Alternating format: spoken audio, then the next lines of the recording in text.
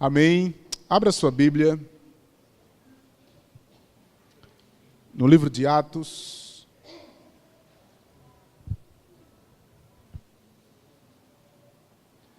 Livro de Atos, capítulo 1.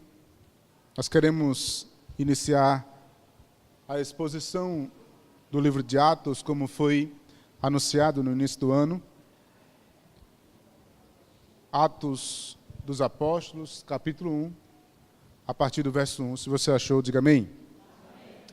Eu vou ler, você mesmo assentados, mas em reverência, possamos estar acompanhando a leitura, que diz assim: Escrevi o primeiro livro, ó Teófilo, relatando todas as coisas que Jesus começou a fazer e a ensinar, até ao dia em que, depois de haver dado mandamentos por intermédio do Espírito Santo aos apóstolos que escolhera, ele foi levado às alturas.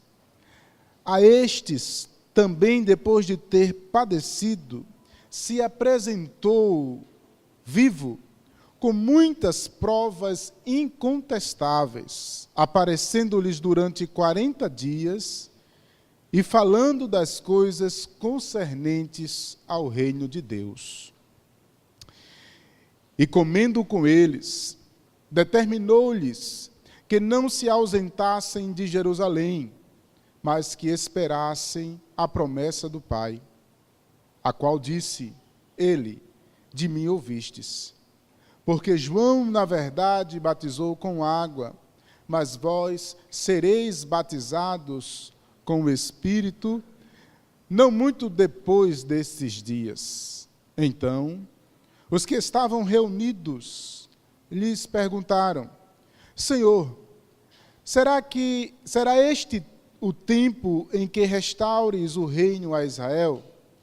Respondeu-lhe: não vos compete conhecer tempos ou épocas que o Pai reservou pela sua exclusiva autoridade.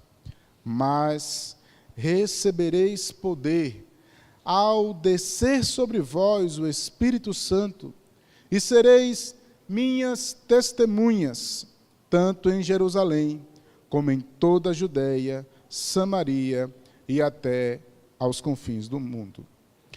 Ditas estas palavras, foi Jesus elevado às alturas, à vista deles, e uma nuvem o encobriu os seus olhos, e estando eles com os olhos fitos nos céus, enquanto Jesus subia, eis que 2 varões, vestidos de branco, se puseram ao lado deles, e lhes disseram: varões galileus, por que estáis olhando para as alturas? Este é Jesus, que dentre vós foi assunto ao céu, virá do modo como vistes subir. Curve sua cabeça. Pai, em nome de Jesus, queremos nesse momento rogar a Ti, Senhor, que a Tua palavra possa achar abrigo em nossos corações. Que o Teu Espírito, Senhor, possa nos conduzir no aprendizado da Tua palavra, e ela possa, Senhor, em nome de Jesus, ser aplicada, que nossas mentes possam estar cativas a Ti, e para a glória do Teu nome, tudo seja para a Tua glória, em nome de Jesus. Você pode dizer amém? Amém. Irmãos, ao olhar para o livro de Atos dos Apóstolos, eu me lembro que todos nós temos uma história. Se fôssemos então abrir a oportunidade aqui para contar a sua história pessoal e particular, todos então poderiam dizer como vocês eram e como vocês estão. A história da qual nós fazemos parte, a história da qual conta a minha vida. E é interessante pensar nisso, porque por muitas vezes nós não nos importamos com os fatos históricos. Parece que agora, nesse mundo tão moderno ou pós-moderno que nós estamos vivendo, as coisas estão tão relativas que queremos o aqui e agora, apenas o que vale é o que eu estou vendo. Não vale mais o aspecto passado, E quando eu olho para a palavra de Deus, eu vejo Deus se revelando progressivamente na história, mostrando então que a história tem sua relevância para nós e que precisamos então nos apropriar dessa verdade. A pergunta então é: de que história nós fazemos parte? Não apenas eu como indivíduo, filho de Deus, que ao olhar para o meu passado eu vou lembrar, e quantas vezes eu contei das minhas histórias aqui, de como Deus me escolheu, de como Deus me levou para Sobrado, de como Deus me levou para outros lugares. Mas não apenas a história pessoal, mas a história de nós como igreja. Nós escolhemos como propósito dessa igreja conhecer, amar e servir. E conhecer nos traz então algo extremamente importante, é exatamente saber a nossa história. Ao ler o livro do Christopher Wright, ele vai dizer então essa pergunta: da qual história nós, igreja, fazemos parte? Será que eu, quando adentro essas portas e recebo a Deus, como foi falado em alguns lugares hoje aqui, quando eu recebo a Cristo como único, suficiente Salvador da minha vida, eu entendo que eu estou entrando num bonde que já está andando, numa igreja que já tem uma história, e que não agora começa uma história porque eu entrei nela? Eu preciso entender então que há muitas coisas que já aconteceram e que são extremamente relevantes para o que nós somos hoje, igreja.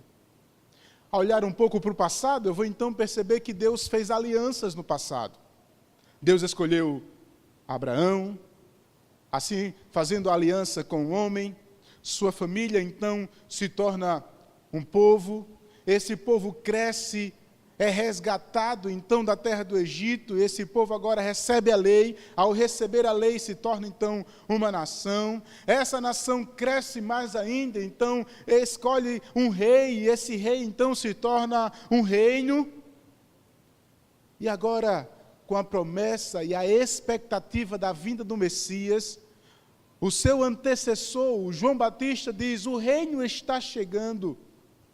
E quando Cristo chega e diz: o reino chegou.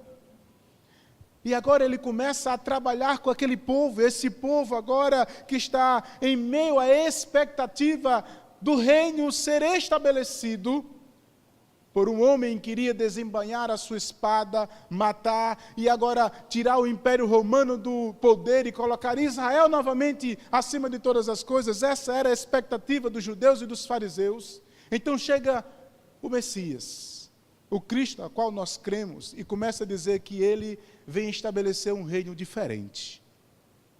O reino que alcança não mais um espaço geográfico, mas agora todas as tribos, todas as nações, todos os corações. Ele então escolhe para si 12 homens. E esses 12 homens têm então a incumbência e a responsabilidade de proclamar este reino, a morte e a ressurreição do Deus Todo-Poderoso que morreu naquela cruz e ressuscitou ao terceiro dia. Essa mensagem da Boa Nova então foi dada à igreja. E é interessante olhar para esse texto, porque esse texto que nós acabamos de ler, ele é uma continuação do Evangelho, do terceiro Evangelho. Lucas, o seu autor, escreveu então primeiro o Evangelho de Lucas, contando tudo o que Jesus começou a fazer em seu ministério. Ali ele relata todas as coisas, desde a sua genealogia até a sua paixão, morte e ressurreição. Finaliza então com sua ascensão e ele volta agora a escrever o livro de Atos, contando agora tudo o que Jesus continua a fazer por meio dos seus discípulos com o Espírito Santo. Então esse texto foi escrito em um ambiente então de perseguição. O livro de Atos dos Apóstolos, irmãos, tanto Atos quanto Lucas, formando então duas partes de um volume só, faz a clara intenção que esse livro foi escrito com alguns detalhes. Primeiro, ele é histórico, o livro de Atos. Ele conta a história desse povo, dessa igreja que surge. Segundo, ele é apologético, porque na perspectiva apologética ele vai defender em meio a toda a perseguição que aquele povo estava sendo acusado e perseguido, eles mostram que eles estão apenas sendo testemunhas do Cristo e não opositores ao reino. E ele então esclarece a missão que nós, que fazemos a igreja, temos que ter. Dadas estas devidas explicações sobre o texto, então me apercebo diante de algumas verdades que esses versos mostram para nós. O autor, Lucas, começa então o seu texto mostrando essas especificações, falando de Lucas, o primeiro tratado, e agora o seu segundo tratado, a continuação daquilo que ele fez. Ele diz claramente que Jesus ficou um período de tempo, aproximadamente 40 dias, com os seus filhos, com os 11 discípulos, ali passando e falando sobre aspectos do reino de Deus. É como que um intensivo ali, antes da sua ascensão, dando talvez ali todas as diretrizes necessárias e dando a ousadia para que eles pudessem então, no momento certo, serem proclamadores deste evangelho e dessa mensagem. Mas então, ele diz a partir do versículo 6, algumas verdades interessantes. No versículo 6, surge então uma pergunta no meio dos seus discípulos. Então os que estavam reunidos lhe perguntaram: Senhor, será este tempo em que restaures a Israel? Jesus responde e diz: Não vos compete conhecer tempos ou épocas que o Pai reservou para a sua exclusiva autoridade, mas recebereis poder ao descer sobre vós o Espírito Santo, e sereis minhas testemunhas, tanto em Jerusalém, como em Samaria e até os confins da terra. Preste atenção no que eu quero levar você a entender. Uma primeira coisa é a indagação do sentimento que os discípulos ainda tenham da expectativa do reino. Parece que o reino de Deus ainda é algo incompreensível para eles. Preste atenção, não é algo novo. Quando João Batista, nas primeiras páginas do Evangelho, nos primeiros momentos em que ele começa a pregar, ele começa a anunciar a chegada do reino. Essa mensagem do reino, irmãos, é uma expectativa do Antigo Testamento. Os sinais do reino estariam chegando. E eles precisavam então entender o que era este reino, da qual a igreja faz parte. Mas preste atenção que alguns versículos antes, ele diz que eles estavam ali, nesse período de 40 dias após a ressurreição, e Cristo estava falando sobre coisas concernentes ao reino. E mesmo assim, os discípulos ainda olham para Cristo e dizem assim: Senhor, o Senhor já morreu, já ressuscitou, já falou desse reino, é agora que esse reino vai ser estabelecido?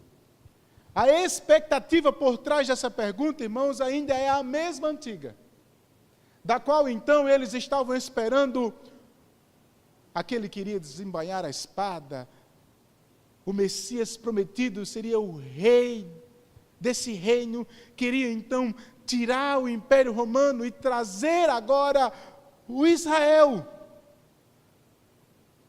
A expectativa geográfica no coração deles, o povo ainda estava no coração deles. Nós somos um povo escolhido. Na mente de Cristo, irmãos, e nas palavras de Cristo, não havia mais um povo. Há corações.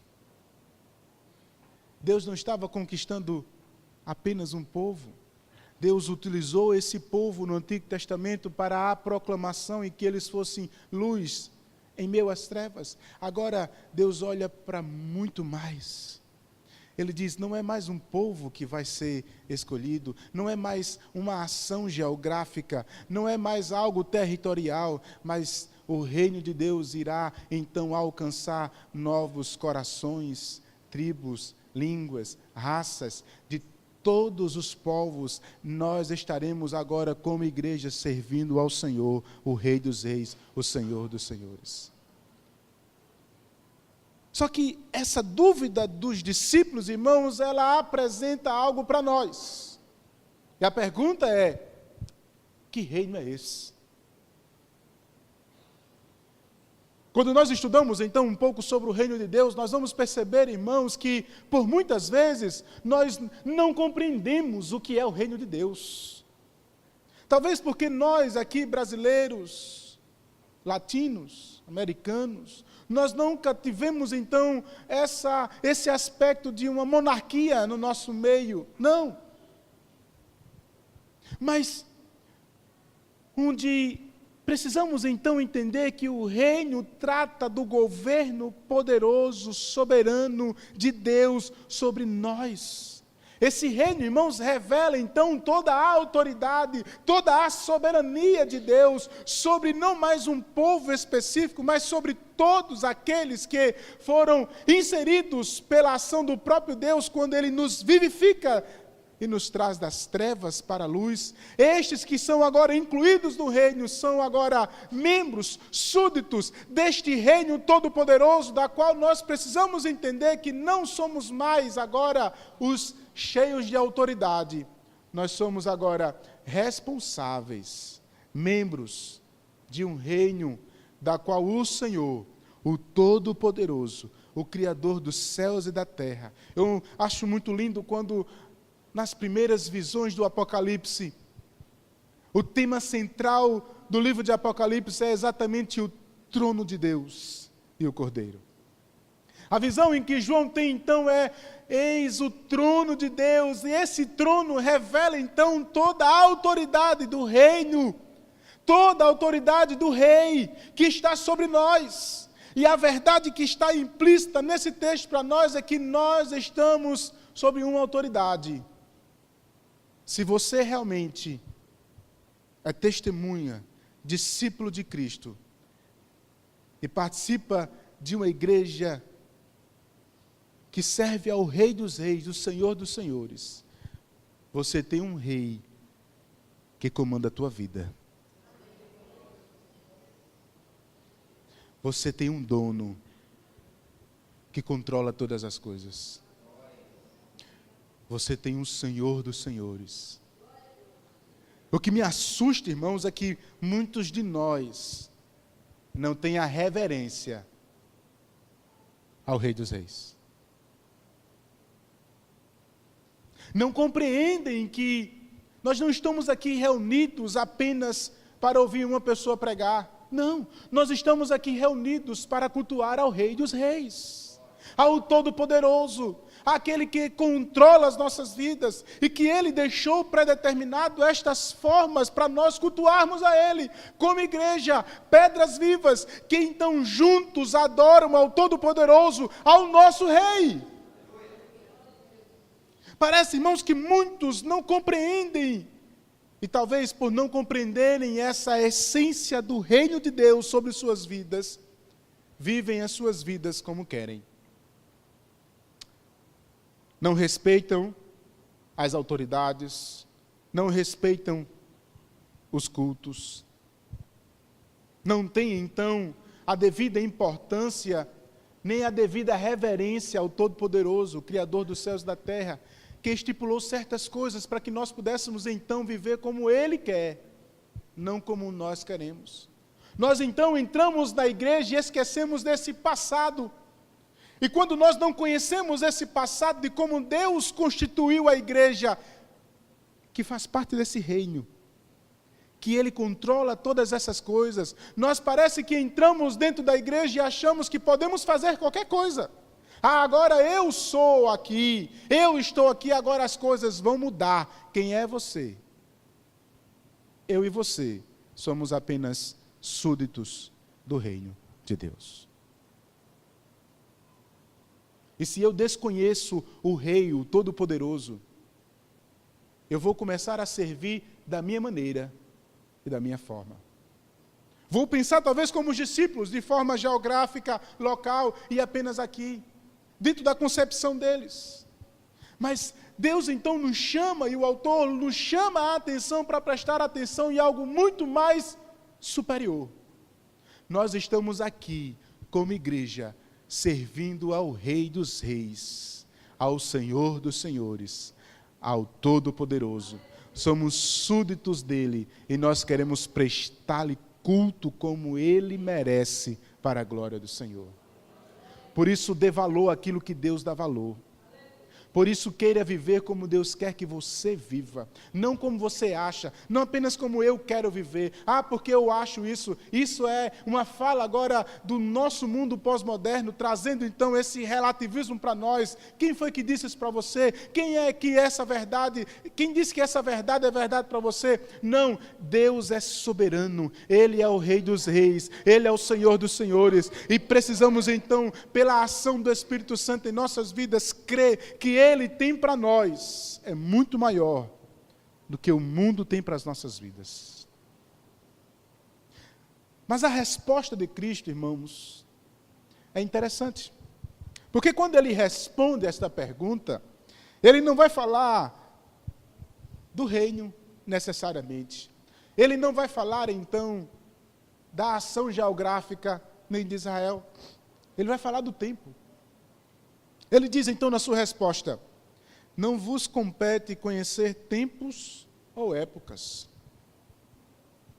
porque o Pai reservou isso para a sua exclusiva autoridade. Parece que a resposta é como que sem nexo.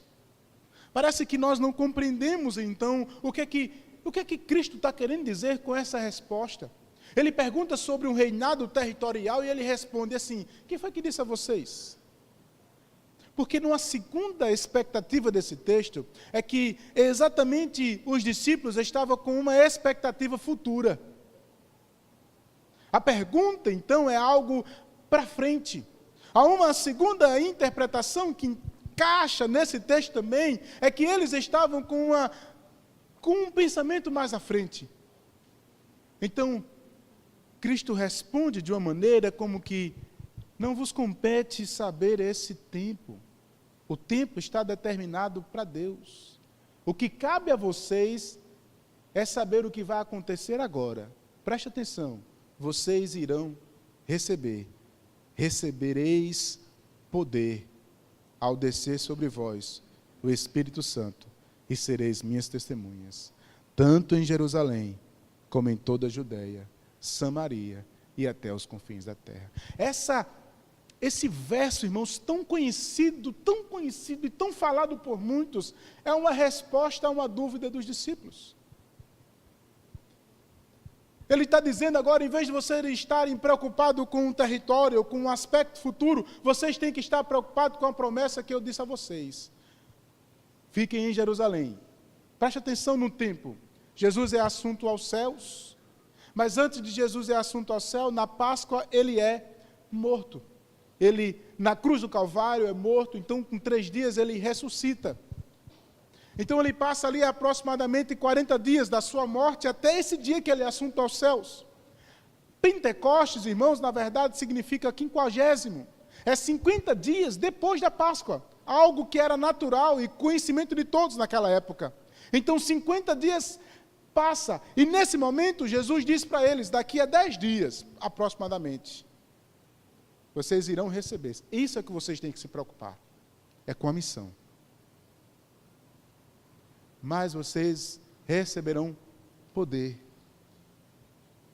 para serem minhas testemunhas, tanto em Jerusalém, como em toda a Judéia e até os confins da terra.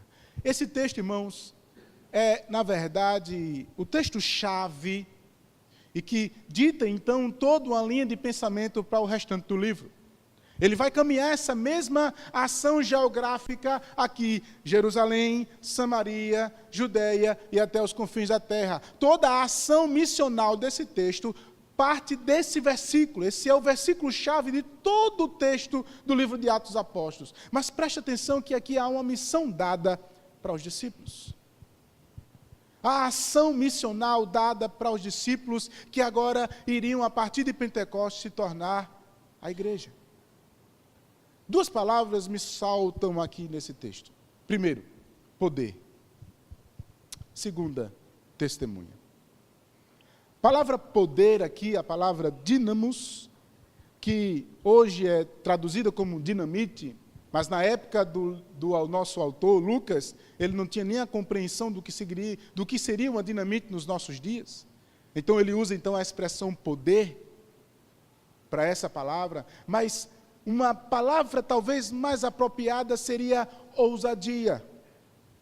O que ele está dizendo é que quando o Espírito Santo descer como cumprimento da profecia de Joel, dita no Antigo Testamento como sinal do reino de Deus sobre vocês, vocês receberão uma ousadia, um poder para ser testemunha. A palavra testemunha, então, vem da raiz Marte, que traz, então, a ideia de ser uma pessoa que defende uma causa ao ponto de morrer, se necessário. Você é testemunha de Jesus? Você é testemunha de Jesus? Quando nós, então, aceitamos ao único, suficiente Salvador, nós nos tornamos discípulos e testemunhas de Cristo.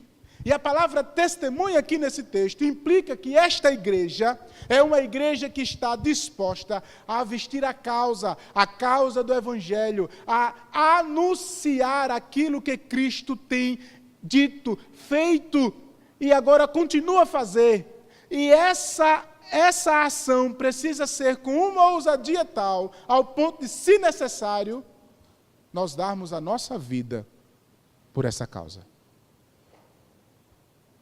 O interessante, irmãos, é que nós vivemos hoje uma igreja que as pessoas não querem dar a vida por ela. Melhor dizendo, né? Não pela igreja, mas pelo dono da igreja. As pessoas querem ir para a igreja hoje para se esconderem dentro das igrejas. Deus não te chamou para se esconder na igreja. Deus te chamou para ser igreja. Deus te tirou do lamaçal do pecado para você viver com poder de testemunhar, de falar, de anunciar este evangelho, esta boa nova, coisa que Ele fez, com ousadia ao ponto de, se necessário, você morrer por essa causa. Mas nós queremos, não. Eu quero sentar, de preferência numa cadeira acolchoada, com um ar-condicionadozinho bem legal, não que isso seja ruim, certo? Mas não ter nenhuma responsabilidade. Para que eu estar anunciando? Já tem muita gente falando. Para que eu fazer tanta coisa? Para que eu participar? Para que eu fazer isso? Para que eu fazer isso? Deus não te chamou apenas para você estar aqui ouvindo.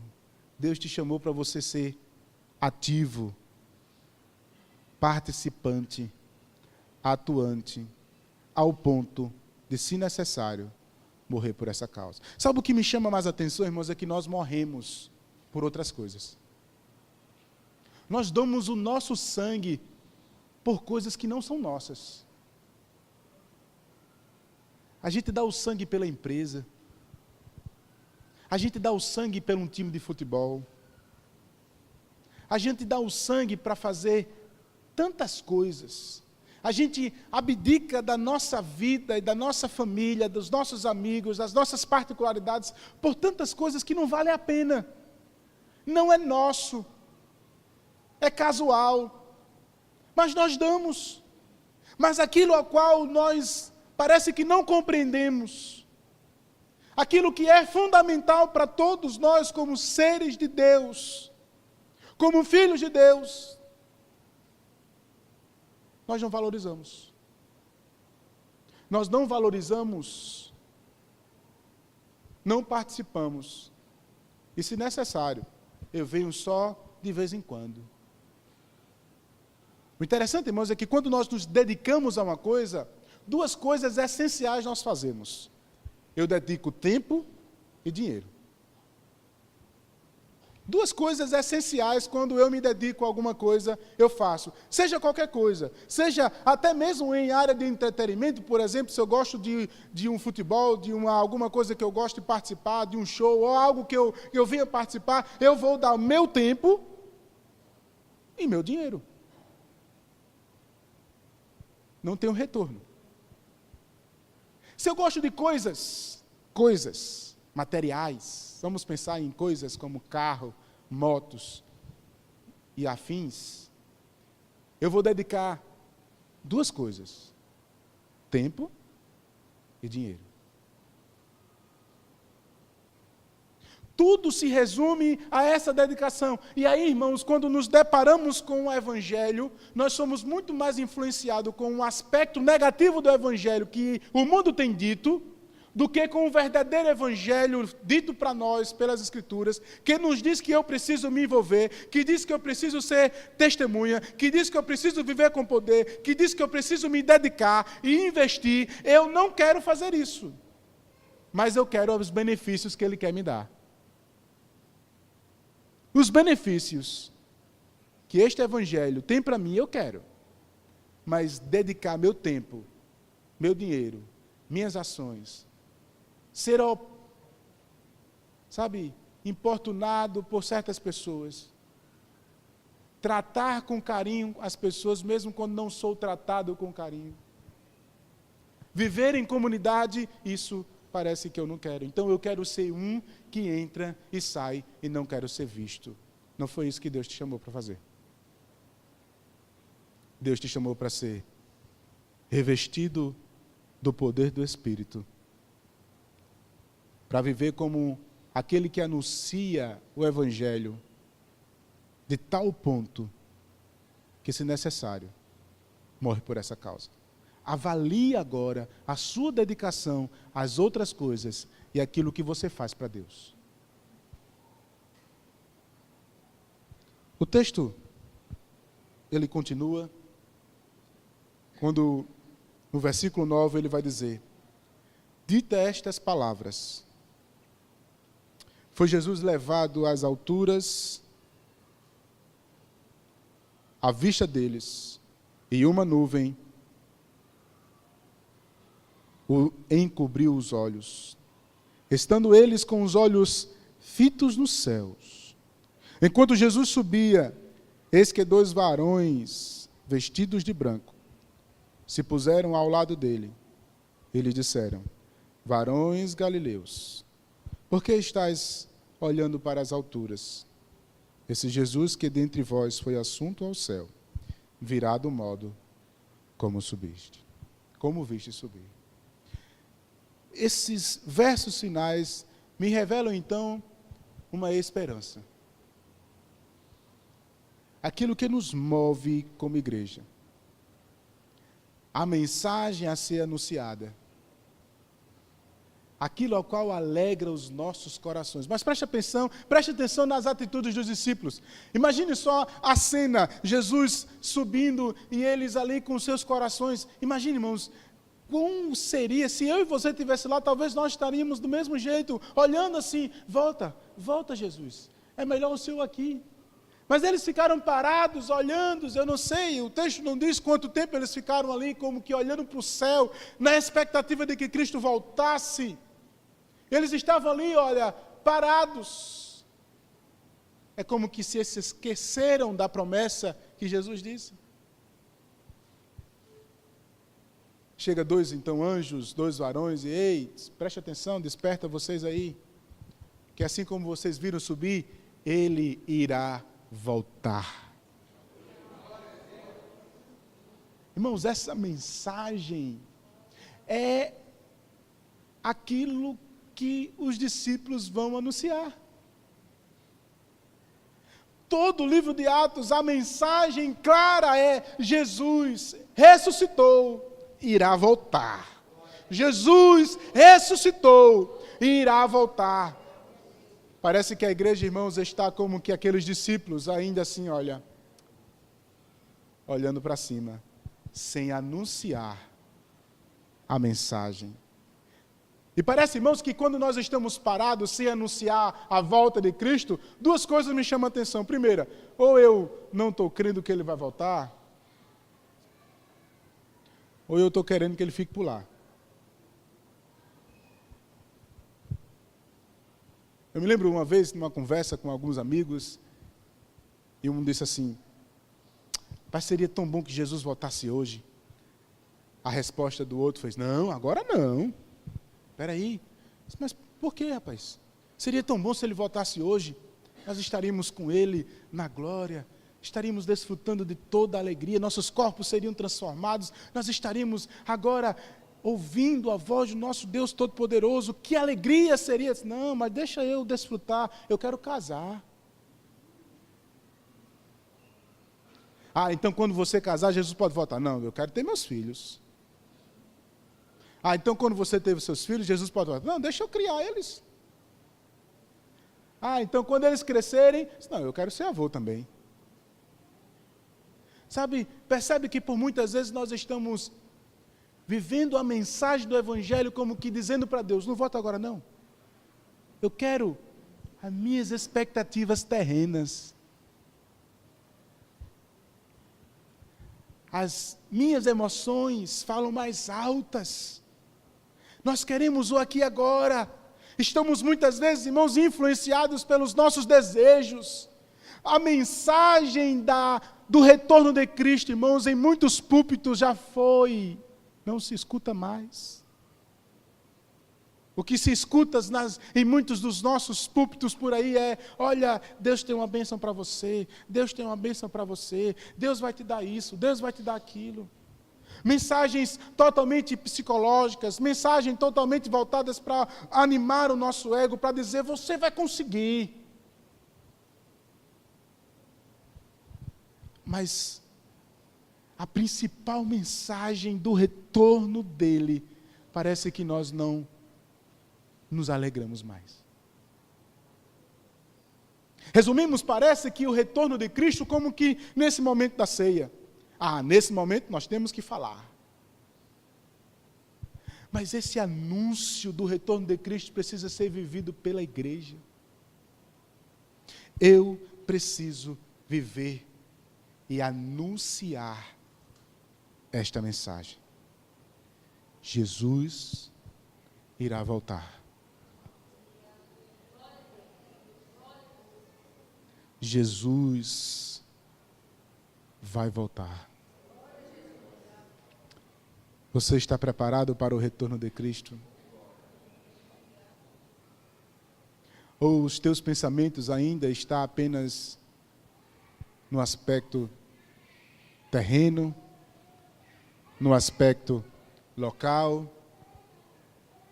Isso não nos tira a responsabilidade, irmãos, de trabalharmos, de casarmos, de termos filhos. Não. Podemos fazer todas estas coisas.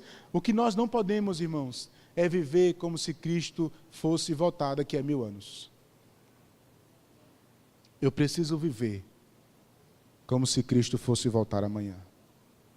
A expectativa do retorno de Cristo, irmãos, para o apóstolo Paulo, para Lucas, para os discípulos, para aquela igreja, era como se fosse no outro dia, era como se fosse em alguns momentos, daqui a pouco ele vai voltar, ele foi embora, mas ele volta já.